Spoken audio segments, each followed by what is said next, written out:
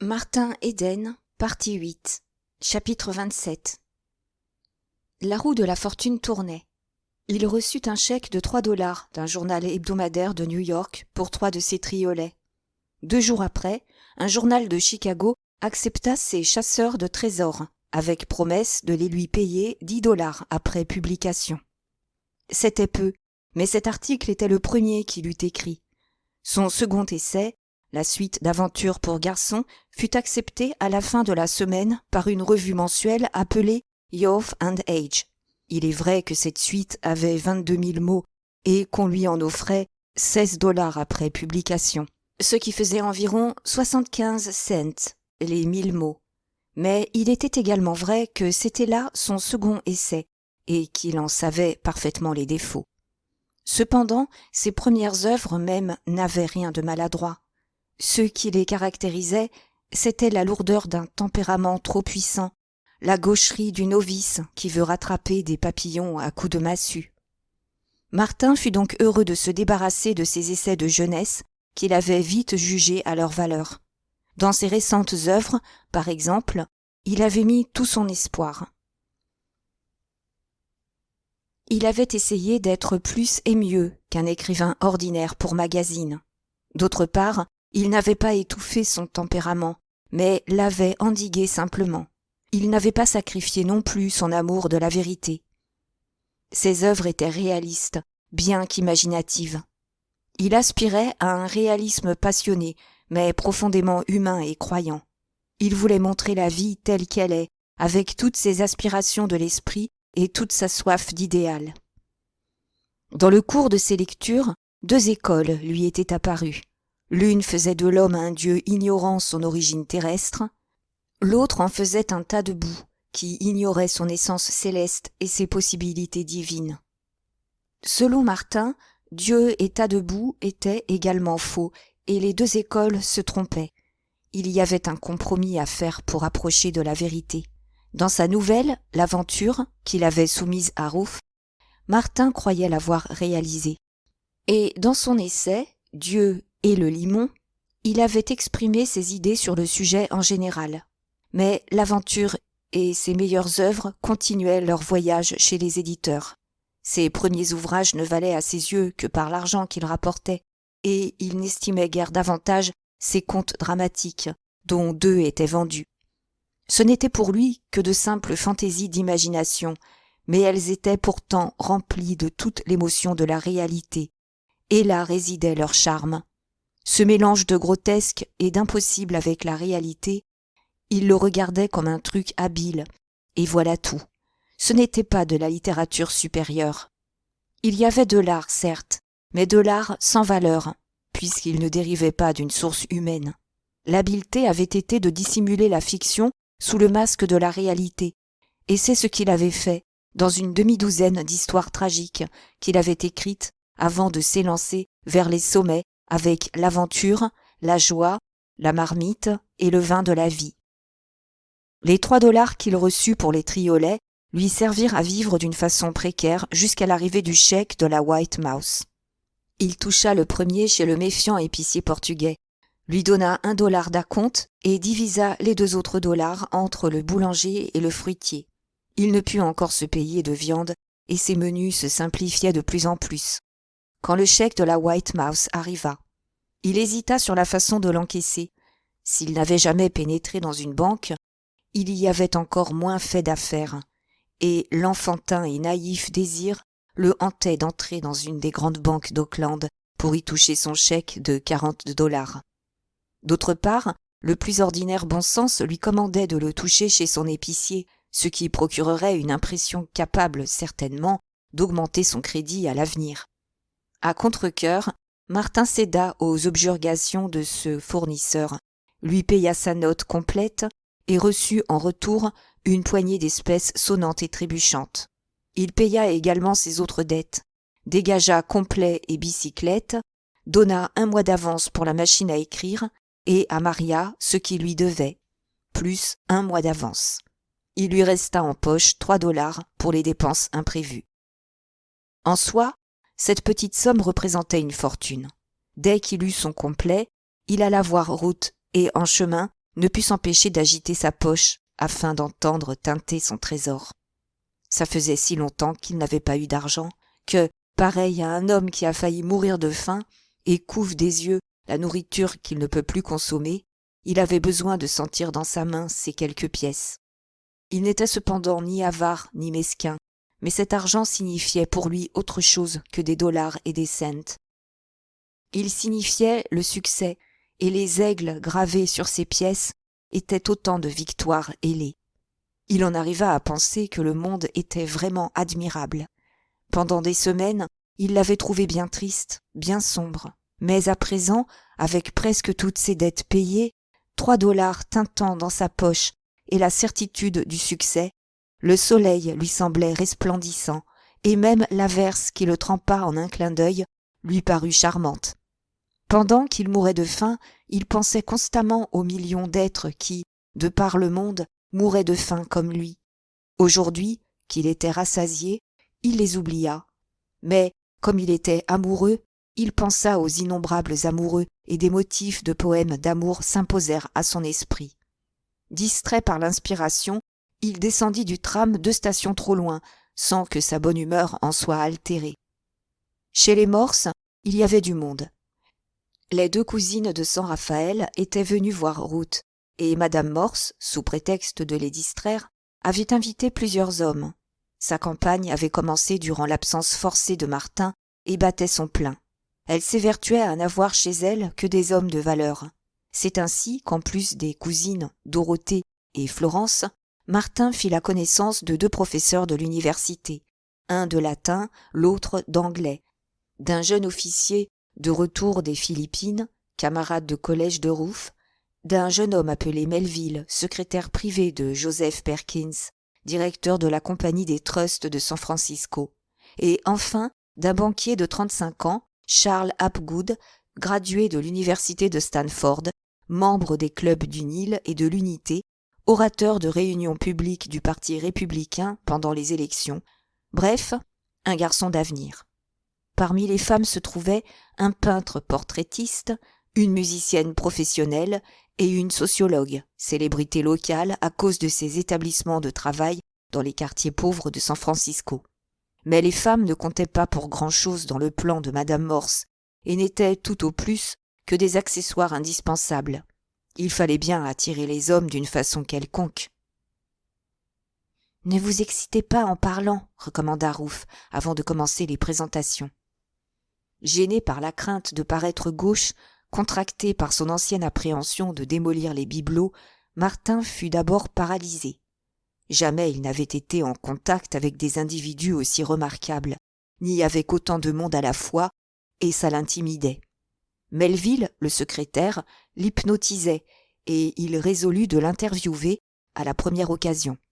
Car, malgré son respect admiratif, il avait trop conscience de sa propre valeur pour ne pas désirer se mesurer avec ces hommes et ces femmes et découvrir ce qu'il savait de plus que lui des livres et de la vie. Ruth, qui lui jetait de fréquents coups d'œil pour voir la façon dont il s'en tirait, fut surprise et ravie de la désinvolture avec laquelle il causait avec ses cousines. Il ne s'excitait pas, parlait posément, et, une fois assis, il ne s'inquiétait plus de la maladresse de ses mouvements. Quant aux cousines, plus tard, en allant se coucher, elles ne surent comment chanter les louanges de Martin, chose qui étonna Ruth, car elle les savait intelligentes, brillantes, mais superficielles. Lui, d'autre part, qui était autrefois le boute-en-train de tous les bals et des pique-niques du dimanche, avait été spirituel, gai, sans vulgarité, comme si toute sa vie s'était passée dans des salons. Il sentait, ce soir, qu'il tenait le succès, et une voix lui murmurait à l'oreille que tout allait bien, qu'il pouvait donc rire, faire rire et jouir de l'heure présente. Un peu plus tard, cependant, l'inquiétude de Ruth parut se justifier. Martin et le professeur Caldwell s'étaient isolés dans un coin et, bien que Martin eût perdu la fâcheuse manie de faire de grands gestes, l'œil critique de Ruth blâma l'ardeur exagérée de sa parole, la flamme par trop ardente de ses yeux, la rougeur de son visage animé. Il manquait de réserve et de sang-froid et contrastait singulièrement avec le jeune professeur d'anglais, son partenaire. Mais Martin ne se préoccupait pas des apparences. Il n'avait pas été long à remarquer l'esprit cultivé de l'autre et à apprécier son bagage scientifique. De plus, le professeur Caldwell se différenciait de l'ordinaire conception du professeur anglais. Martin voulait l'amener à parler métier et, malgré quelques difficultés au début, il y réussit. Martin ne comprenait pas pourquoi les gens ne veulent pas parler métier. « C'est absurde et ridicule », avait-il déclaré à Rouff la semaine précédente, cette aversion de parler boutique. Pourquoi les hommes et les femmes se réunissent-ils, sinon pour échanger ce qu'ils ont de mieux en eux-mêmes? Et ce qu'ils ont de mieux, c'est ce qui les intéresse, leur spécialité, leur raison de vivre, ce qui les fait réfléchir et rêver. Imaginez M. Butler énonçant des idées sur Verlaine ou l'art dramatique allemand ou les romans de D'Annunzio. Ce serait à mourir d'ennui. Pour ma part, si je suis absolument obligé d'écouter M. Butler, je préfère l'entendre parler code. C'est ce qu'il connaît de mieux. Et la vie est si courte que je veux obtenir de tout être le meilleur de ce qu'il peut donner. Mais, avait objecté Rouff, il existe des sujets d'intérêt général. C'est là où vous faites erreur, avait-il poursuivi. En général, les individus ont une tendance à singer ceux dont ils reconnaissent la supériorité qu'ils érigent en modèle. Et qui sont ces modèles? Les oisifs, les riches oisifs. Ils ne savent rien, généralement, de ce que savent ceux qui travaillent et s'ennuieraient à mourir de les entendre causer de ce qui les occupe. Aussi décrètent-ils que ce genre de conversation, c'est parler métier, ou mieux encore, boutique, et que parler boutique est mauvais genre. Les oisifs décident également des choses qui ne sont pas boutiques, et dont on peut parler. Le dernier opéra, le livre du jour, le jeu, le billard, les cocktails, les voitures, les réunions hippiques, la pêche à la truite, les chasses aux grands fauves, le yachting, etc. Car notez bien, ces sujets-là, les oisifs les connaissent. En somme, c'est leur façon, à eux, de parler boutique. Et ce qu'il y a de plus drôle, c'est que beaucoup de gens intelligents, et tous ceux qui font semblant de l'être, permettent aux oisifs de leur imposer la loi. Quant à moi, je veux d'un homme ce qu'il a de mieux en lui. Appelez ça boutique, métier, ou ce que vous voudrez. Et Rouff n'avait pas compris. Cette attaque contre les valeurs établies lui avait paru très arbitraire. Donc Martin, communiquant au professeur Caldwell un peu de sa propre intensité, l'avait forcé à exprimer ses idées. En passant près d'eux, Rouff entendit Martin qui disait « Sûrement, vous ne professez pas de telles hérésies à l'université californienne ?» Le professeur Caldwell haussa les épaules. « La fable de l'honnête contribuable et du politicien, vous comprenez. Sacramento distribue les emplois, et c'est pourquoi nous donnons notre approbation à Sacramento, où le conseil d'administration des régents tient la presse de notre parti, ou même la presse des deux partis. » C'est clair, mais vous-même, insista Martin, vous devez être comme un poisson sur le sable. Il y en a peu de mon espèce dans la mare universitaire. Évidemment, quelquefois, je me sens dépaysé. Je sens que je serais mieux à Paris ou dans Grove Street, ou dans une grotte d'ermite, ou parmi la bohème la plus échevelée, dans un restaurant bon marché du quartier latin, à vociférer des opinions radicales devant un auditoire tumultueux. Je crois vraiment que j'étais fait pour être radical. Mais voilà, il y a trop de questions dont je ne suis pas certain. Je deviens timide lorsque je me trouve en face de ma chétive personnalité, qui m'empêche de saisir tous les facteurs d'un problème, des grands problèmes humains, vitaux. Et tandis qu'il parlait encore, Martin s'aperçut qu'il avait sur les lèvres la chanson des vents alizés. I am strongest at noon, but under the moon, I stiffen the bunt of the sail. Je suis le plus fort à midi, mais c'est sous la lune que je tends la toile. Il en chantonna les paroles presque à mi-voix et se rendit compte que l'autre lui rappelait ces vents alizés du nord-est, frais, continus et puissants. Il était impartial, on pouvait compter sur lui, et il avait en lui une sorte de réserve qui en imposait. Martin eut l'impression qu'il ne révélait jamais sa pensée entière, comme il avait souvent eu l'impression que les alizés ne soufflent jamais tout ce qu'ils peuvent, mais gardent toujours des réserves de force inemployées. Le pouvoir imaginatif de Martin était aussi puissant que jamais. Quoi qu'il arrive, il se présentait à son cerveau des associations d'antithèses ou de similitudes qui s'exprimaient presque toujours en vision, d'une façon automatique. De même que le visage de Ruth, jalouse, lui avait rappelé une bourrasque polaire au clair de lune, de même le professeur Caldwell lui fit revoir les vents alizés fouettant la blanche écume des vagues d'une mer pourprée. De même, à tout moment, évoqué par un mot, une phrase, de nouvelles visions lui apparaissaient, sans pour cela rompre le fil de ses sensations actuelles, en les classant au contraire, en les identifiant avec les actions ou les faits du passé. Tout en écoutant l'élocution élégante du professeur, sa conversation d'homme intelligent, lettré, Martin continuait à se voir dans le passé. Il se vit jeune, coiffé d'un Stetson rejeté en arrière, en par-dessus court, large des épaules, se dandinant légèrement, conscient de représenter le plus parfait type du dur. Il ne chercha pas à pallier le fait ni à l'excuser. À une certaine époque de sa vie, il n'avait été qu'un vaurien quelconque, chef d'une bande qui mettait la police sur les dents et terrorisait les honnêtes ménagères. Son idéal avait changé depuis. Il embrassa d'un coup d'œil l'assemblée élégante, bien élevée, respira profondément cette atmosphère raffinée et vit en même temps le spectre de son adolescence traverser le salon en se dandinant et venir causer avec le professeur Caldwell. Après tout, il n'avait pas trouvé jusqu'à présent d'endroit où se fixer définitivement. Il s'était adapté partout, avait plu partout et à tout le monde à cause de sa facilité au travail et au jeu, de sa volonté de faire valoir ses droits qui commandaient le respect. Mais jamais il n'avait pris racine. Il s'était adapté suffisamment pour satisfaire les autres, mais non pour se satisfaire lui-même. Partout, un sentiment d'inquiétude l'avait poursuivi. Partout, une voix l'avait appelé ailleurs, et il avait erré à travers la vie, mécontent, jusqu'au jour où il avait trouvé les livres, l'art et l'amour. Et voici qu'il était là, au milieu de ce salon, le seul de ses camarades d'antan qui ait su se rendre digne d'être reçu chez les Morses. Toutes ces réflexions ne l'empêchaient pas de suivre attentivement la parole du professeur Caldwell et de remarquer le vaste champ de ses connaissances.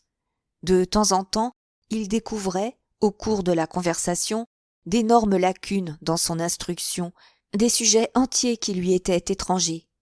Pourtant, il vit qu'il possédait, grâce à Spencer, les contours des connaissances générales. Remplir ces contours n'était qu'une question de temps. Donc, attention, se dit-il. Tout le monde sur le pont. Il eut le sentiment d'être assis attentif et adorant aux pieds du professeur. Puis, soudain, il crut discerner un point faible dans les jugements énoncés, mais fugace, à peine perceptible. Il en conclut aussitôt à leur égalité intellectuelle. Ruth revint dans leur parage, juste au moment où Martin se mit à parler. « Je vais vous dire où vous avez tort, ou plutôt le point faible de votre jugement, dit-il. Vous n'avez pas étudié la biologie. Elle n'occupe aucune place dans votre vision des choses. Oh, je veux parler de la véritable biologie explicative, fondamentale, depuis le laboratoire et les tubes d'épreuves, jusqu'aux généralisations sociologiques et esthétiques les plus échevelées. » Ruth était confondue.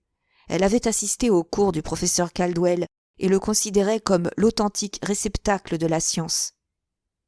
« Je ne vous suis pas bien, » dit-il d'un air indécis. Martin se demanda s'il l'avait même jamais suivi.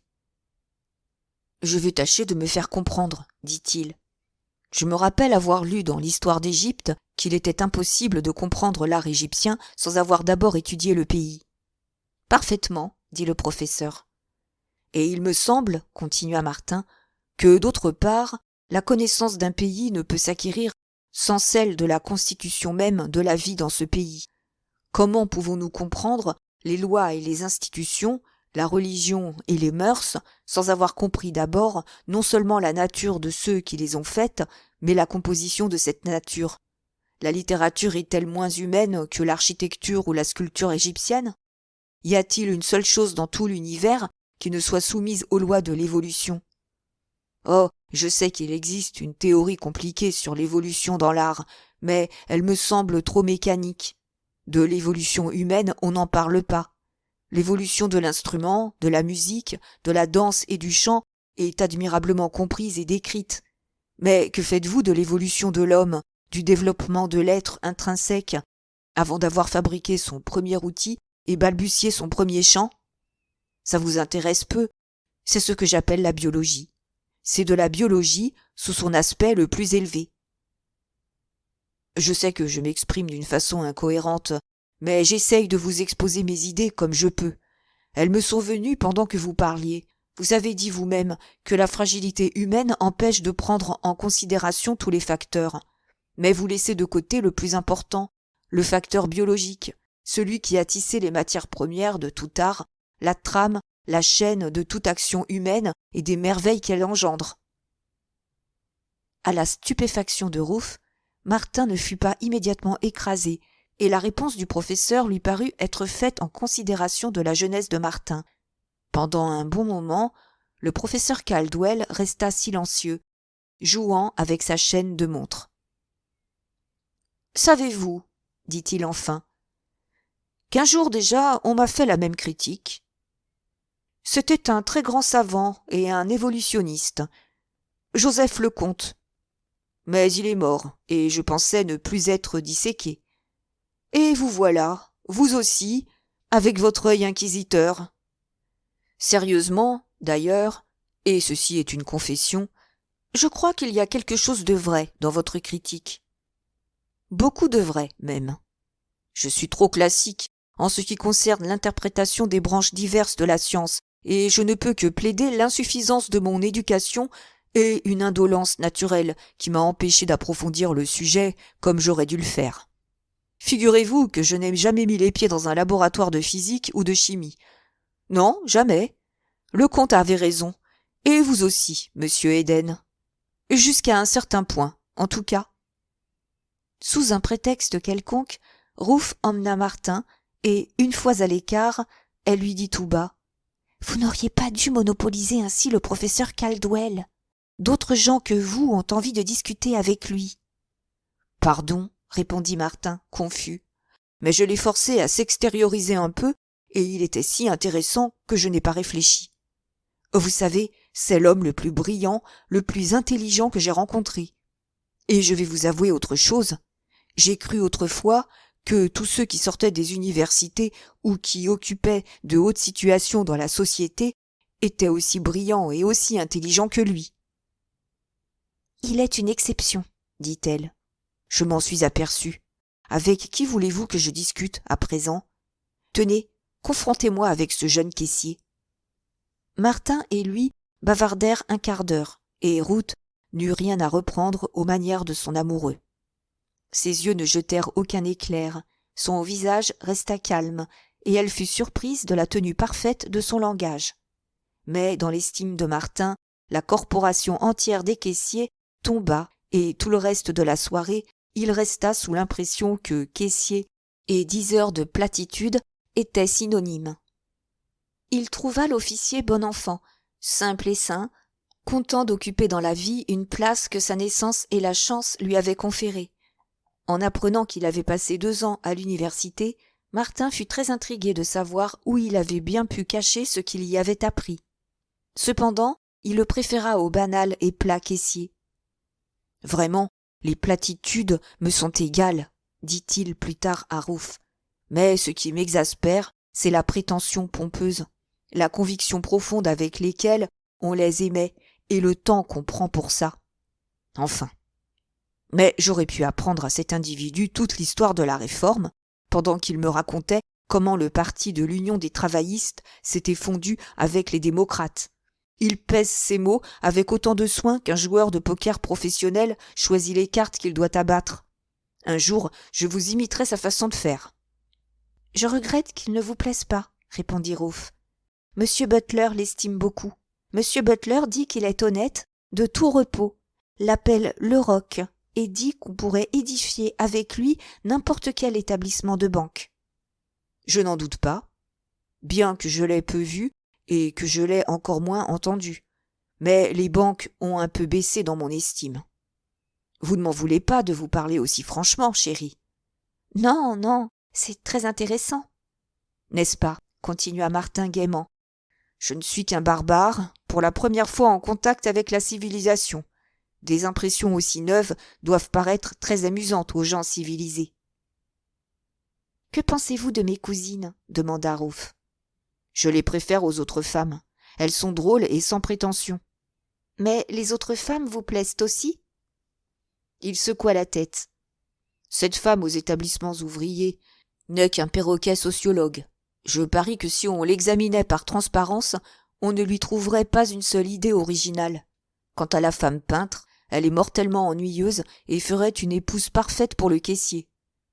Et la musicienne, ça m'est bien égal qu'elle ait des doigts extraordinaires, que sa technique soit parfaite et son jeu admirable. Ce qui est certain, c'est qu'elle ne connaît rien à la musique.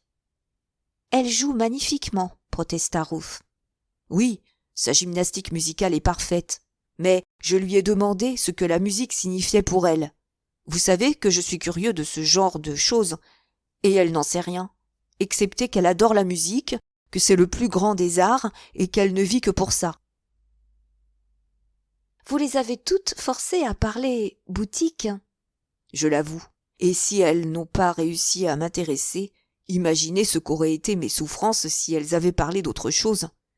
Voyez-vous, je croyais autrefois qu'ici, dans ce milieu où l'on jouit de tous les avantages de la culture, il s'arrêta un instant et revit le spectre de ses jeunes années entrer et traverser le salon en se dandinant. Oui, je vous disais, je croyais que tous les hommes rayonnaient d'intelligence. Mais au contraire, je suis frappé de voir que ceux qui ne sont pas complètement nuls sont assommants. Évidemment, il y a le professeur Caldwell, qui est différent. C'est un homme, et la moindre parcelle de sa matière grise est intelligente. Le visage de Ruth s'éclaira. « Parlez-moi de lui, dit-elle. Non pas de sa largeur d'idées, ni de son brillant, je connais ses qualités, mais au contraire de ce que vous critiquez en lui. Je suis curieuse de le savoir. » Je vais me faire honnir, sans doute, déclara Martin gaiement. Si vous parliez d'abord. Mais peut-être le trouvez-vous parfait en tout.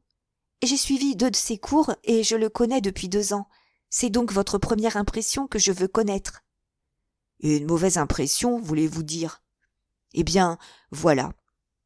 Toutes les belles choses que vous pensez de lui sont exactes, je crois. En tout cas, c'est le plus beau spécimen d'intellectuel que j'ai jamais rencontré. Mais il est miné par un secret remords. Oh non, rien de vulgaire ni de bas. C'est un homme, je crois, qui, étant allé jusqu'au fond des choses, a eu si peur de ce qu'il y a vu, qu'il veut se persuader qu'il ne les a pas vus. Voici une autre explication, car celle-ci n'est peut-être pas très claire. Un homme a découvert le chemin qui conduit au temple mystérieux, et il n'a pas pris ce chemin. Il a peut-être aperçu le fronton rayonnant et tâche de se convaincre qu'un mirage l'a trompé. Voulez-vous encore une autre explication? Un homme aurait pu accomplir de belles choses, mais il ne leur a pas accordé d'importance, et depuis, dans le plus profond de son cœur, il regrette de ne pas les avoir faites. Lui qui s'était moqué des récompenses possibles, il les pleure amèrement, ces récompenses, et pleure aussi de s'être frustré de la joie de l'action. « Je ne le vois pas du tout de cette façon, dit-elle. Et d'ailleurs, je ne comprends pas bien ce que vous voulez dire. » Ce n'est qu'une vague impression qui ne repose sur rien, atténua Martin. C'est une impression seulement, peut-être fausse. Vous le connaissez sûrement mieux que moi. Martin remporta de cette soirée chez les Morse une impression confuse de sentiments opposés. Le milieu, les sommets auxquels il avait aspiré, les gens dont il avait rêvé devenir l'égal, le désappointaient. D'un autre côté, son succès l'encourageait. L'ascension avait été plus facile qu'il ne croyait et, d'ailleurs, il dut se l'avouer sans fausse modestie, il dominait le but qu'il s'était proposé. Il se sentait supérieur à ces gens-là, exception faite toutefois du professeur Caldwell. Il n'en savait plus qu'eux, de la vie et des livres, et il se demanda encore à quoi leur servait leur éducation. Ce qu'il ignorait, c'est qu'il était doué d'une puissance cérébrale extraordinaire, que les gens remarquables ne se rencontraient pas dans les salons de la catégorie de celui des morses, et il était loin de se douter que les êtres remarquables sont semblables aux grands aigles solitaires qui planent très haut dans l'azur, au-dessus de la terre et de sa banalité moutonnière. Chapitre 28. Mais le succès, encore une fois, délaissait Martin. Aucun de ses messagers ne venait plus frapper à sa porte. Durant 25 jours, dimanche et fête compris, il travailla La honte du soleil, long essai d'environ 30 000 mots, où il attaquait délibérément le mysticisme de l'école de Maeterlinck. Il se plaçait au point de vue de la science positive contre les chasseurs de chimères, mais en admettant cependant tout l'idéal, tout le rêve compatible avec les faits prouvés. Un peu plus tard, il continua ses attaques avec 2 courts essais, les chasseurs de chimères et la mesure du moi. Et les voyages aller et retour, de revue en revue, recommencèrent. Pendant les 25 jours passés sur La honte du soleil, il vendit quelques bêtises journalistiques pour la somme de $6,50. Un bout rimé lui rapporta 50 cents, un autre $1. 2 poèmes humoristiques lui valurent respectivement 2 et 3 $. Puis, ayant épuisé son crédit chez les fournisseurs, bien qu'il l'eût fait monter jusqu'à 5 $ chez l'épicier, la bicyclette et le complet retournèrent au mont-de-piété. L'agence de machines à écrire recommença ses réclamations, insistant sur cette clause du contrat que la location était payable d'avance. Encouragé par ses petits profits, Martin continua le gros ouvrage. Peut-être était-ce un gagne-pain après tout. Les 20 nouvelles refusées par le syndicat des nouvellistes gisaient sous la table. Il les relut afin de voir comment il ne fallait pas écrire et découvrit ainsi la formule parfaite. Une nouvelle pour les journaux ne doit jamais avoir une fin malheureuse, ne doit jamais contenir aucune beauté de style, aucune pensée subtile, aucune véritable délicatesse de sentiment. Cependant, elle doit être remplie de beaux et nobles sentiments, de ceux qui applaudissaient tout jeunes du haut du poulailler, de l'acabit du « pour Dieu, pour la patrie, pour le tsar » et de « je suis pauvre, mais honnête ». Ainsi prévenu, Martin consulta la duchesse comme diapason et se mit au travail selon la formule. Cette formule consistait en 3 parties. 1. Un couple d'amoureux sont arrachés l'un à l'autre. 2. Un événement quelconque les réunit. 3. Mariage.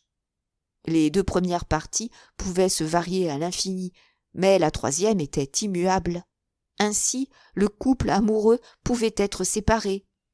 1 par erreur, 2 par la fatalité, 3 par des rivaux jaloux, 4 par de cruels parents, 5 par des tuteurs rusés, 6 par des voisins cupides, etc., etc.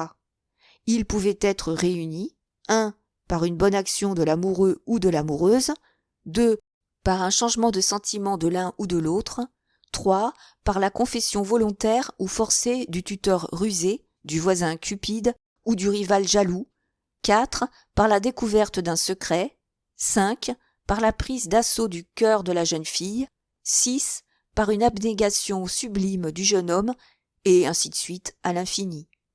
Il était très amusant d'amener la jeune fille à déclarer son amour la première, et Martin découvrit petit à petit d'autres trucs piquants et ingénieux.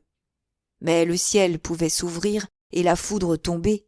Le mariage final devait se célébrer dans tous les cas.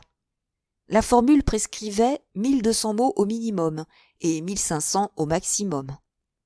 Avant d'être allé très loin dans cet art, Martin se fit une demi-douzaine de schémas qu'il consultait toujours avant d'écrire une nouvelle. Ces schémas étaient semblables à ces ingénieuses tables employées par les mathématiciens qui peuvent se consulter par le haut, le bas, la droite, la gauche, au moyen d'une quantité de lignes et de colonnes, et dont on peut tirer, sans raisonnement et sans calcul, des milliers de conclusions différentes, toutes invariablement précises et exactes. De cette manière, Martin pouvait, à l'aide de ces schémas, en l'espace d'une demi-heure, faire une douzaine de nouvelles, qu'il mettait de côté et développait ensuite à son gré. Après une journée de travail sérieux, il en faisait facilement une avant de se coucher. Il avoua même à Ruth, plus tard, qu'il les écrivait presque en dormant. La construction des schémas seule exigeait une certaine application, d'ailleurs purement mécanique. Il ne doutait pas de l'excellence de sa formule et comprit enfin la mentalité des éditeurs le jour où il paria en lui-même que les 2 premières nouvelles envoyées seraient acceptées. Au bout de 12 jours, on les lui paya $4 chacune. Dans l'intervalle, il faisait d'alarmantes découvertes concernant les magazines. Bien que le Transcontinental eût publié l'appel des cloches, il n'avait envoyé aucun chèque, et comme Martin en avait besoin, il le réclama. Une réponse évasive lui parvint, avec une demande d'autres nouvelles. En attendant cette réponse, pendant 2 jours, il n'avait pas mangé et avait de nouveau engagé sa bicyclette. 2 fois par semaine, régulièrement, il écrivit au Transcontinental, réclamant ses $5. De temps en temps, on lui répondait. Il ignorait que le Transcontinental végétait depuis quelques années déjà, et que ce n'était qu'une revue de 10e ordre, sans base solide, dont le tirage reposait en partie sur de petits chantages, en partie sur des appels patriotiques, et dont la publicité consistait surtout en donations charitables. Il ignorait également que le Transcontinental était l'unique gagne-pain du rédacteur et du gérant qui ne pouvaient se tirer d'affaire qu'en ne payant ni leur loyer ni aucune autre facture. Il ne pouvait deviner non plus que les $5 qui lui revenaient avaient été employés par le gérant à repeindre sa maison à Alameda, œuvre d'art qu'il accomplissait lui-même le dimanche parce qu'il lui manquait de quoi payer un peintre, et aussi parce que le barbouilleur qu'il avait convoqué, s'étant laissé choir du haut de son échelle, s'était cassé la clavicule. Les $10 des chasseurs de chimères, vendus au journal de Chicago, ne vinrent pas non plus.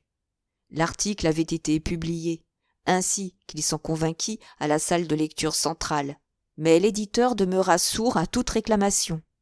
Ces lettres furent ignorées, simplement, bien que plusieurs fussent recommandées. C'était du vol, ni plus ni moins, conclut-il, un vol cynique. Pendant qu'il mourait de faim, on lui volait sa marchandise, dont la vente constituait son unique gagne-pain. Youth and Age était une revue hebdomadaire. À peine eut-elle publié les 2/3 de sa série de 21 000 mots qu'elle fit faillite, et avec elle s'évanouit son espoir de toucher ses $16. Pour comble de malheur, la marmite, qu'il jugeait une de ses meilleures œuvres, se perdit. Désespéré, ne sachant plus où s'adresser, il avait fini par l'envoyer au Billow, hebdomadaire mondain de San Francisco, comme d'Oakland. Il n'y avait que la baie à traverser. La réponse au moins serait rapide. 2 semaines plus tard, il bondit de joie en voyant dans le dernier numéro paru son histoire en entier, illustrée et à la place d'honneur. Il rentra, ravi, en se demandant combien on lui donnerait de son œuvre la meilleure. La promptitude avec laquelle on l'avait publiée était de bon augure. Que l'éditeur ne l'en ait pas informé rendait sa surprise plus complète encore. Après avoir attendu 8 jours, l'impatience l'emporta sur la timidité, et il écrivit à l'éditeur du Billow que, sans doute par erreur, on avait négligé de régler son petit compte.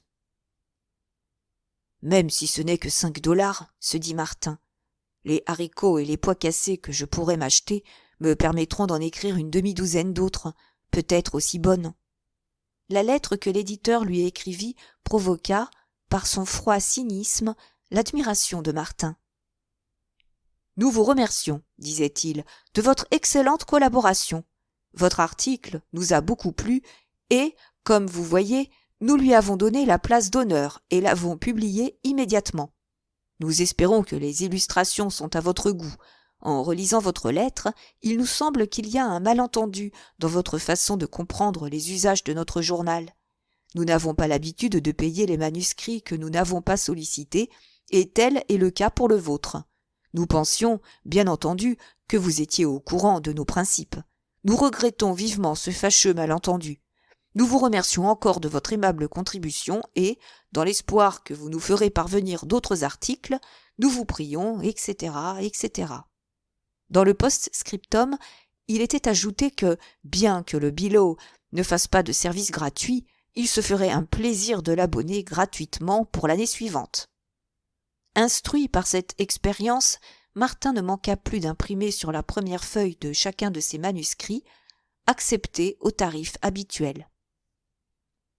Un beau jour, se dit-il pour se consoler, c'est mon tarif habituel qu'ils accepteront. Pendant cette période, une rage de perfection l'amena à remanier et à polir la bousculade, le vin de la vie, la joie, les poèmes de la mer et d'autres œuvres plus anciennes. Comme autrefois, 19 heures par jour ne lui suffisaient pas. Il écrivait prodigieusement, lisait prodigieusement, oubliant dans le travail les souffrances causées par la privation de cigarettes. La drogue désintoxicante de Ruth, ornée d'une étiquette luxueuse, fut rangée dans le coin le plus inaccessible de son bureau.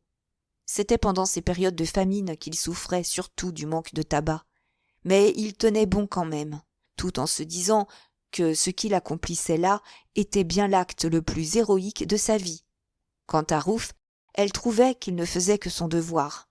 Elle lui acheta sur son argent de poche le remède, et n'y pensa plus au bout de quelques jours.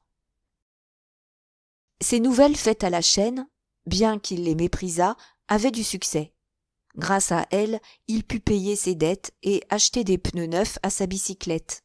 Les nouvelles faisaient bouillir la marmite, tout en lui laissant le temps de travailler sérieusement, et les $40 qu'il avait reçus de la White Mouse entretenaient son espoir. Toute sa confiance gisait là-dedans, et il était convaincu qu'une revue véritablement de premier ordre payerait à un auteur inconnu le même prix, sinon plus. Mais comment se faire agréer par une revue de premier ordre?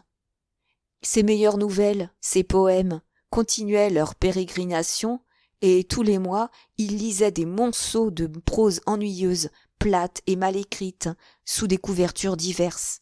Si seulement un seul de ses éditeurs, se disait-il quelquefois, voulait bien descendre de son piédestal pour m'écrire une seule ligne encourageante. Même si ma littérature est étrange, même si elle ne cadre pas avec le genre du journal, sûrement elle doit avoir tout de même une qualité quelconque, elle doit posséder une petite étincelle qui devrait leur arracher une appréciation. Et là-dessus, il déterrait l'un ou l'autre de ses manuscrits, son aventure par exemple, le relisait sévèrement, cherchant à tout prix à expliquer le silence éditorial. Vint le doux printemps californien, et avec lui reparurent les pires jours de détresse. Depuis plusieurs semaines déjà, l'étrange silence du syndicat des nouvellistes l'avait inquiété. Et un beau jour, le facteur lui rapporta 10 de ses plus impeccables nouvelles. Une courte lettre les accompagnait, disant que le syndicat était submergé de manuscrits pour quelques mois. Martin comptait tant sur ces nouvelles. Vers la fin, on les lui acceptait toutes, les payant jusqu'à $5 pièce. Il considérait donc ces 10-là comme vendus et vivait en conséquence sur un pied de $50 en banque. Les jours maigres réapparurent brusquement. Il continua de vendre ses premiers ouvrages à des publications qui ne payaient pas et de soumettre ses dernières œuvres à des revues qui n'achetaient pas. Ses promenades au mont-de-piété d'Auckland recommencèrent. Quelques bouts rimés et quelques poèmes humoristiques publiés dans des hebdomadaires de New York parvenaient à le faire vivre misérablement. Ce fut à cette époque qu'il écrivit à plusieurs publications mensuelles et hebdomadaires pour avoir quelques renseignements. On lui apprit que les articles non sollicités étaient rarement acceptés et que la plupart étaient demandés à des spécialistes connus qui faisaient autorité en ces matières. Chapitre 29. L'été fut dur pour Martin. Éditeurs et lecteurs de manuscrits étaient en vacances, et les réponses qui prenaient ordinairement 3 semaines à lui parvenir mettaient à présent 3 mois. Il se consola en constatant que la morte saison lui économiserait des timbres. Seuls les pilleurs d'articles continuaient activement leurs affaires, et les premières œuvres de Martin, telles que Pêcheur de perles, La carrière de marin, La chasse à la tortue et Les vents alizés du Nord-Est, furent publiées par leurs soins intéressés. Il n'en reçut jamais un sou. Il est vrai qu'après 6 mois de correspondance, on lui envoya un rasoir pour sa chasse à la tortue et que la revue Acropolis, décidée à lui payer $5 comptant et 5 années d'abonnement gratuit, se borna à remplir la seconde moitié de cet engagement. Pour un sonnet sur Stevenson, il extorqua $2 à un éditeur de Boston qui publiait une revue dans le goût de Matthew Arnold, mais sans aucun capital. La Péri et la Perle, adroit poème de 200 vers, à peine sorti de son cerveau, séduisit un éditeur de San Francisco dont la revue était commanditée par une grande compagnie de chemin de fer et qui lui en proposa le paiement en voyage gratuit. Martin demanda si ces voyages étaient remboursables, mais ils ne l'étaient pas. Il réclama son poème. On le lui renvoya avec les regrets de l'éditeur, et Martin le réexpédia à San Francisco, cette fois au Hornet, prétentieuse revue mensuelle qui eut un moment de vogue du temps du brillant journaliste qui l'avait fondée. Mais son étoile avait pâli longtemps avant la naissance de Martin. L'éditeur lui promit $15 pour son poème, mais une fois publié, il s'empressa d'oublier l'engagement pris. Plusieurs de ses lettres étant restées sans réponse, Martin en écrivit une plus corsée, à laquelle on répondit. C'était un nouvel éditeur, qui l'informait froidement qu'il déclinait toute responsabilité des erreurs de son prédécesseur et que, d'ailleurs, personnellement, il n'appréciait pas énormément la Péri et la Perle. Mais ce fut le Globe, revue de Chicago, qui traita Martin le plus cruellement. Il ne s'était résolu à y envoyer ses poèmes de la mer que poussé par la faim. C'était une série de 30 poèmes, et on devait les lui payer $1 pièce. Le premier mois, on en publia 4, et il reçut aussitôt un chèque de $4. Mais en les lisant dans la revue, la façon dont on les avait saccagés le consterna. Les titres eux-mêmes avaient été altérés. Fini, par exemple, avait été changé en La fin, et la chanson du dernier récif en la chanson du banc de corail. On avait été jusqu'à substituer un titre absolument différent, incompréhensible, au titre indiqué. À la place des méduses irisées était imprimé Le sentier du retour. Et ce n'était pas tout, les vers eux-mêmes étaient méconnaissables. Martin jura en s'arrachant les cheveux de rage et de désespoir. Des phrases, des lignes, des stances entières étaient coupées, interchangées, maquillées de façon incompréhensible. Parfois même, on y avait glissé des vers qui n'étaient pas de lui. Il ne pouvait croire qu'un éditeur, en possession de sa raison, ait pu être coupable d'une pareille insanité et se dit, comme toujours, que ses poèmes avaient dû être malmenés par un garçon de bureau ou le sténographe. Et il écrivit immédiatement à l'éditeur pour le prier de cesser la publication de ses poèmes et de les lui renvoyer. Il écrivit lettre sur lettre, priant, suppliant, menaçant, vainement.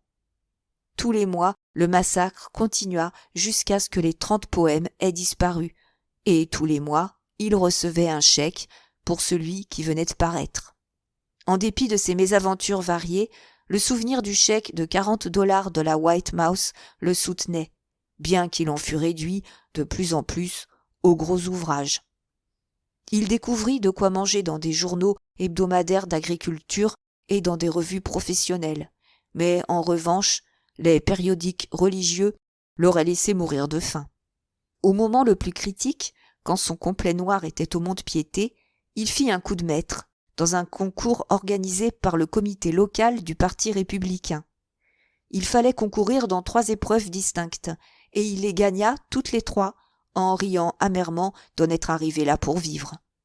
Son poème eut le premier prix de $10, sa chanson de route le second de $5, son essai sur les principes du Parti républicain le premier prix de $25, ce qui lui fit grand plaisir, jusqu'au moment où il essaya de les toucher.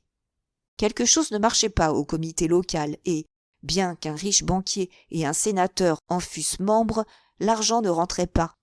Tandis que cette affaire traînait en longueur, il prouva qu'il comprenait les principes du Parti démocrate en gagnant le premier prix dans un concours semblable.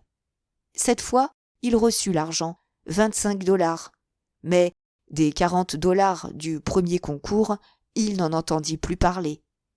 Réduit à employer des stratagèmes pour voir Ruth, et ayant reconnu que d'aller à pied chez elle et d'en revenir lui prenait trop de temps, il laissa son complet noir au mont-de-piété et garda sa bicyclette.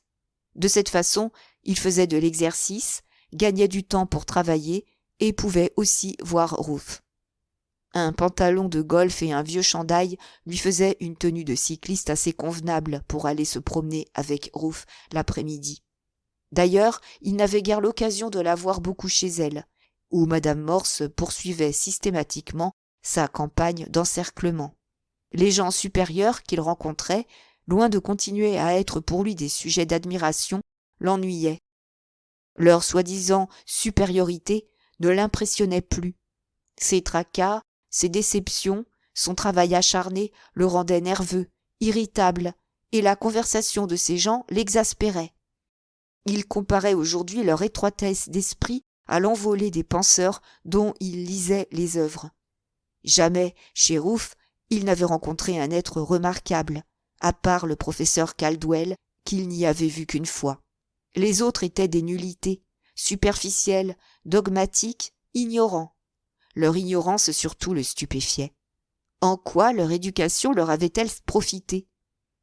Ils avaient puisé aux mêmes sources que lui. Comment faisait-il pour qu'on ne s'en aperçût pas? Les plus grands esprits, les penseurs profonds et rationnels existaient, il le savait. Leurs livres le lui avaient appris, ces livres qui lui avaient fait dépasser le niveau des morses. Il savait aussi que des intelligences plus hautes évoluaient dans d'autres milieux que celui des morses. Dans des romans mondains anglais, il était question de femmes et d'hommes qui parlaient politique et philosophie, et il avait entendu dire aussi que dans certains salons des grandes villes, aux États-Unis même, l'art et l'intellectualité fusionnaient. Autrefois, il s'imaginait naïvement que tout ce qui n'appartenait pas à la classe ouvrière, tous les gens bien mis, avaient une intelligence supérieure et le goût de la beauté. La culture et l'élégance lui semblaient devoir marcher forcément de pair, et il avait commis l'erreur insigne de confondre éducation avec intelligence. Eh bien, il monterait plus haut encore, et il emmènerait Ruth avec lui, cette Ruth qu'il aimait tant et qui brillerait partout, il en était convaincu. Mais il était également convaincu qu'elle avait été handicapée par son milieu, comme il l'avait été par le sien. Elle n'avait pas eu l'occasion de se développer. Les livres dans la bibliothèque de son père, les tableaux du salon et même son piano, tout n'était chez eux qu'étalage et vanité. Les morses et leurs semblables étaient sourds et aveugles à toute vraie littérature, toute vraie peinture, toute vraie musique. Et par-dessus tout, ils étaient ignorants de la vie, profondément, désespérément ignorants.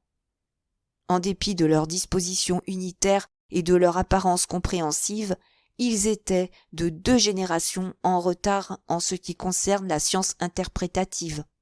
Leur processus mental était moyenâgeux et leur opinion des grands problèmes de l'existence et de l'univers lui semblait dater de l'âge des cavernes et de plus loin encore. Telles étaient les réflexions de Martin. Il en vint à se demander si l'écart qui existait entre les travailleurs de son ancien milieu et les notaires, les officiers, les hommes d'affaires, les caissiers du milieu qu'il fréquentait à présent ne se bornait pas uniquement à des différences de nourriture, de vêtements et d'entourage. Évidemment, il manquait totalement d'un certain quelque chose qu'il avait, lui, Martin Eden, et que les livres contenaient également. Les morses lui avaient montré ce que leur position sociale pouvait lui offrir de mieux. Et c'était peu. Il n'était qu'un sans-le-sou, la proie et l'esclave des usuriers et de son travail, mais il se sentait supérieur à tous ces gens, et, quand son unique complet convenable n'était pas au mont-de-piété, il se promenait parmi eux comme un souverain avec le même sentiment d'orgueil blessé que doit avoir un roi en exil parmi les bouviers. « Vous haïssez les socialistes et vous en avez peur, dit-il un soir à dîner à M. Morse. Mais pourquoi ? Vous ne connaissez ni ces gens ni leur doctrine. La conversation avait été amenée sur ce sujet par madame Morse, qui, insidieusement, avait chanté les louanges de M. Hapgood. Le caissier était la bête noire de Martin, et il perdait vite patience quand il s'agissait du diseur de platitudes. « Oui, avait-il déclaré, Charlet Hapgood est ce qu'on appelle un jeune homme d'avenir, paraît-il. Et c'est vrai, il sera certainement gouverneur de la banque avant de mourir, et qui sait, peut-être sénateur des États-Unis. »« Qu'est-ce qui vous fait croire ça ?» questionna madame Morse. « Je l'ai entendu parler dans une réunion publique. Son discours était si merveilleusement stupide, si banal et si convaincant, que les chefs de parti ne peuvent le regarder que comme un homme sûr et de tout repos. D'autre part, les platitudes qu'il énonce sont si pareilles aux platitudes de tous ceux qui votent que... Mon Dieu, vous faites toujours plaisir à un monsieur quand vous lui présentez ses propres opinions bien décorées sur un plat d'argent. »« Je crois que vous êtes jaloux de M. Hapgood, taquina Ruth. »« Dieu m'en préserve !» L'expression horrifiée de Martin excita la combativité de madame Morse. « Vous ne prétendez pas dire, sûrement, que M. Hapgood est bête ?»« Pas plus bête que la moyenne des républicains, répondit-il, ou que la moyenne des démocrates d'ailleurs. Ils sont tous idiots quand ils ne sont pas de fins renards, et très peu d'entre eux le sont, de fins renards. Les seuls républicains avisés sont les millionnaires et leurs valets conscients. Ceux-là au moins savent de quel côté leur tartine est beurrée et pourquoi. « Je suis républicain, dit négligemment M. Morse. Dans quelle catégorie me mettez-vous, s'il vous plaît ? Oh, vous êtes un valet inconscient. Un valet ? Mon Dieu, oui. Vous travaillez pour votre corporation. Vos clients ne sont ni de la classe ouvrière, ni des criminels. Vos revenus ne dépendent ni des cambrioleurs, ni des pickpockets. Ce sont les maîtres de la société qui vous payent, et qui nourrit un homme est son maître. Oui, vous êtes un valet. Vous ne faites que représenter les intérêts du capitalisme que vous servez. » Monsieur Morse avait légèrement rougi. « Eh bien, monsieur, dit-il, vous parlez comme un de ces chenapans de socialistes. » Ce fut alors que Martin fit cette remarque. « Vous haïssez les socialistes et vous en avez peur. Mais pourquoi ? Vous ne les connaissez pas. » « Votre doctrine, en tout cas, ressemble singulièrement à celle des socialistes, » répliqua M. Morse, tandis que les regards de Ruth allaient anxieusement de l'un à l'autre et que Mme Morse exultait de cette occasion d'exciter l'antagonisme de son seigneur et maître. « Ce n'est pas parce que je dis que les républicains sont bêtes et que la liberté, l'égalité ne sont que des bulles de savon que je suis socialiste, » dit en souriant Martin. Ce n'est pas parce que j'interroge Jefferson et le français ignare, qui l'a instruit, que je suis socialiste. Croyez-moi, monsieur Morse, vous êtes bien plus près du socialisme que moi, son ennemi juré. Vous plaisantez, fut tout ce que l'autre sut lui répondre. Pas du tout, je parle très sérieusement. Vous croyez encore à l'égalité, mais vous travaillez pour les corporations qui, tous les jours davantage, piétinent l'égalité. Et vous m'appelez socialiste parce que je nie l'égalité, parce que je dénonce ce pourquoi vous vivez. Les républicains sont les ennemis de l'égalité et en son nom, ils la combattent. Voilà pourquoi je les trouve stupides. Quant à moi, je suis individualiste. Je crois que la course est gagnée par le plus rapide, que la vie est au plus fort. Voilà la leçon que m'a apprise la biologie, ou que je crois avoir apprise. Oui, je suis individualiste, et l'individualisme est l'ennemi éternel, héréditaire du socialisme.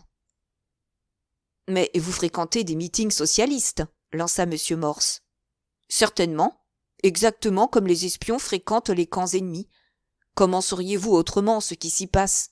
Du reste, je m'y amuse. Ce sont de bons lutteurs et, qu'ils aient tort ou raison, ils ont lu leurs auteurs. Le moindre d'entre eux s'y connaît davantage en sociologie que la grande moyenne des industriels. Oui, j'ai assisté à quelques-uns de leurs meetings. Mais ça ne m'a pas rendu plus socialiste que d'écouter Charlet Hapgood ne m'a rendu républicain. »« Je ne sais pas pourquoi, » dit faiblement M. Morse, « mais je crois tout de même que vous inclinez vers le socialisme. »« Dieu me pardonne, » se dit Martin, « il n'a pas compris un mot de ce que je lui ai dit. Et lui, qu'a-t-il fait de son instruction ? Ce fut ainsi que Martin se trouva face à face avec la morale économique ou morale des classes, et bientôt elle lui apparut comme un épouvantail. Personnellement, c'était un moraliste intellectuel, et la morale de son entourage lui était encore plus désagréable que la platitude pompeuse des raisonneurs. Cette morale était un curieux mélange d'économie politique, de métaphysique, de sensiblerie et d'esprit d'imitation. Il rencontra un exemple de ces mélanges bizarres dans son entourage le plus immédiat. Sa sœur Marianne avait été courtisée par un jeune mécanicien d'origine allemande qui, après avoir consciencieusement appris son métier, avait pris à son compte un magasin de réparation de cycles. Comme il représentait aussi une marque de deuxième ordre, son commerce prospérait. Marianne était venue, quelque temps avant, annoncer ses fiançailles à Martin. Par manière de plaisanterie, elle avait regardé les lignes de sa main et lui avait dit la bonne aventure. À la visite suivante, elle amena Hermann von Schmidt avec elle.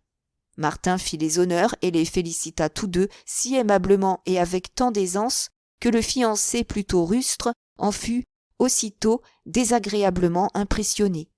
Cette mauvaise impression augmenta quand Martin lut les quelques stances qu'il avait faites en souvenir de la précédente visite de Marianne. C'étaient des vers légers et délicats qu'il avait intitulés « La chiromancienne ». Il fut surpris, à la fin de sa lecture, de voir que sa sœur, loin de manifester du plaisir, regardait anxieusement son fiancé. Et Martin, suivant la direction de ses yeux, vit que le visage asymétrique du brave garçon reflétait une sombre désapprobation. Il n'y eut aucune explication d'ailleurs. Le couple opéra une prompte retraite, et Martin oublia vite cet incident, bien qu'il eût été assez étonné, sur l'instant, qu'une femme, même du peuple, pût être à ce point insensible à des vers faits en son honneur. Quelques soirs plus tard, Marianne revint le voir, cette fois seule. Elle alla droit au but et le morigéna de ce qu'il avait fait. « Comment, Marianne, dit Martin, tu parles comme si tu avais honte de ta famille, de ton frère en tout cas. »« Bien sûr j'ai honte, s'écria-t-elle. Martin vit avec stupéfaction qu'elle avait des larmes d'humiliation dans les yeux. De toute façon, son chagrin était sincère. « Mais, Marianne, pourquoi ton Hermann serait-il jaloux parce que j'écris des vers sur ma propre sœur ?»« Il n'est pas jaloux, sanglota-t-elle. Il dit que c'est indécent, obscène. » Martin fit entendre un long sifflement d'incrédulité, puis il alla chercher une copie de la chiromancienne et la relut. « Je ne vois pas, dit-il ensuite, en lui tendant le manuscrit. Lis-le toi-même, et montre-moi ce qui te semble obscène.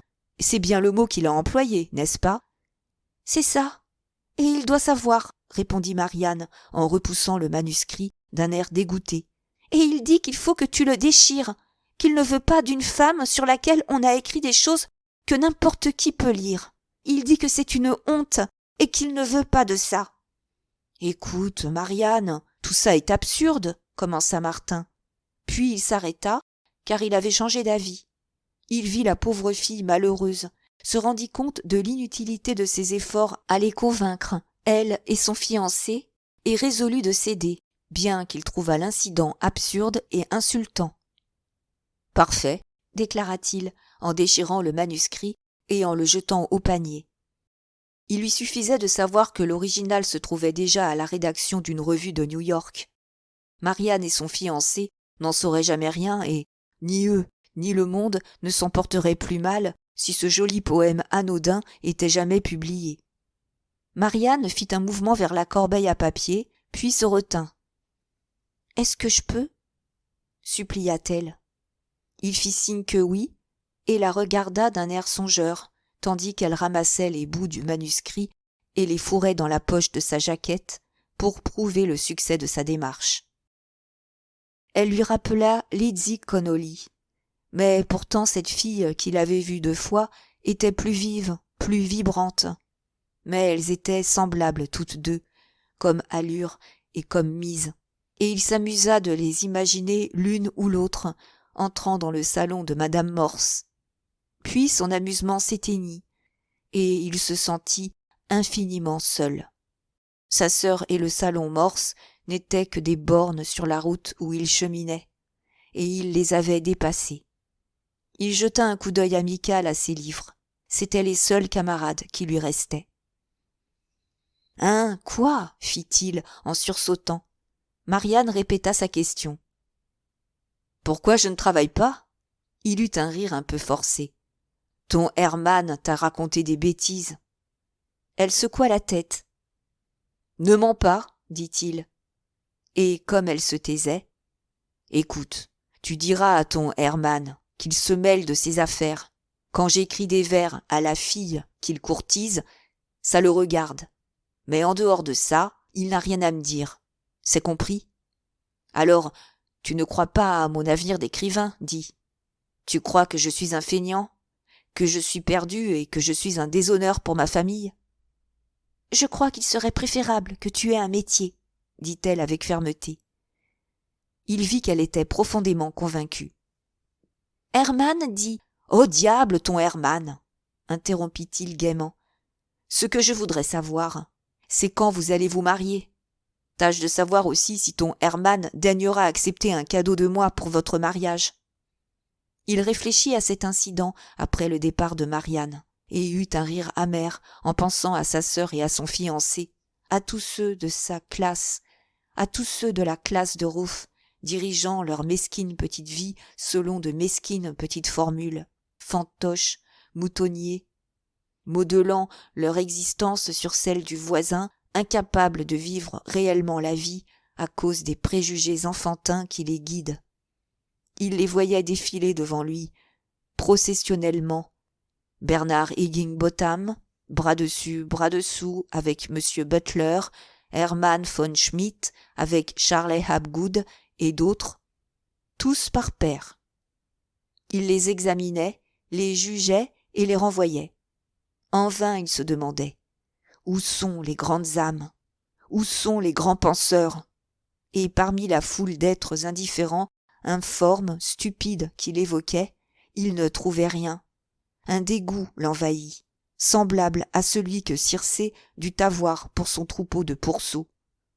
Quand il eut renvoyé le dernier, quand il se crut seul enfin, un nouveau venu se présenta à l'improviste, sans avoir été appelé. Martin le regarda et vit en face de lui, le chapeau rejeté en arrière, en veston croisé et se dandinant, le jeune voyou qu'il avait été jadis. « Tu étais comme les autres, mon vieux, » ricana Martin. « Ta morale et tes connaissances étaient pareilles aux leurs. Tu n'avais aucune personnalité. Tes opinions comme tes habits étaient tout faits. Tu agissais pour la galerie. Tu étais le coq de la bande parce que les autres t'acclamaient. Tu commandais la bande et tu te battais, non par goût, car au fond tu en avais le mépris, mais parce que les autres te tapaient sur l'épaule et te flattaient. Tu as rossé tête de fromage parce que tu ne voulais pas céder, et tu ne voulais pas céder d'abord parce que tu étais la dernière des brutes, ensuite parce que tu croyais, comme tous ceux qui t'entouraient, que la virilité d'un homme se mesure à la férocité qu'il déploie à démolir l'anatomie de ses semblables. Comment donc ?